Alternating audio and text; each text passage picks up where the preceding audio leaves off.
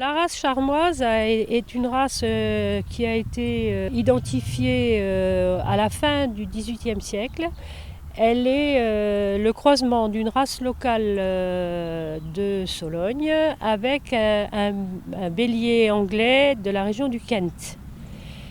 Et l'essentiel des éleveurs se trouve autour de Montmorillon.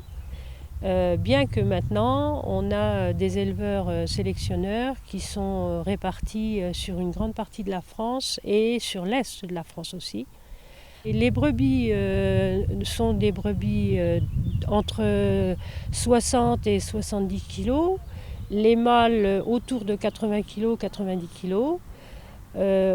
Ils ont une tête un petit peu rosée, des oreilles bien pointées vers l'avant, un devant entre les épaules et l'arrière qui doit être vraiment rectiligne, très droite, des membres très fins et un gigot très rebondi.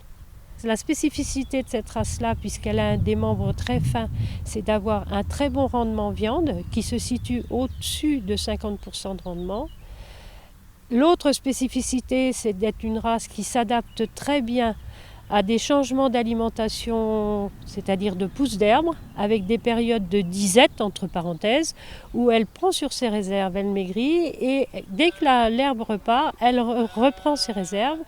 Et si bien que ça nous permet de faire des agneaux en contre-saison, qui naissent donc, mettons, février-mars, qui vont grossir lentement et qu'on va pouvoir vendre et commercialiser avec des classifications E et U en octobre-novembre, à la période où il n'y en a plus.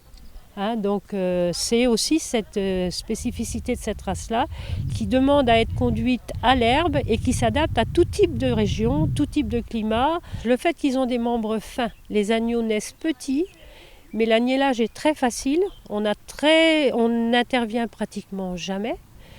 C'est une race qui vous fait un agneau en principe à chaque agnellage, mais qui se désaisonne très facilement, si bien qu'on peut faire 3 agnellages en 2 ans.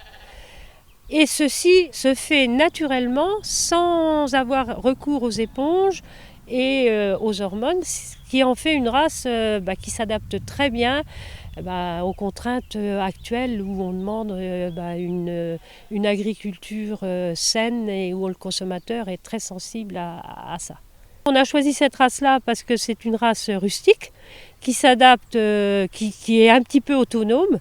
Et c'est vrai qu'on n'habite pas sur le site.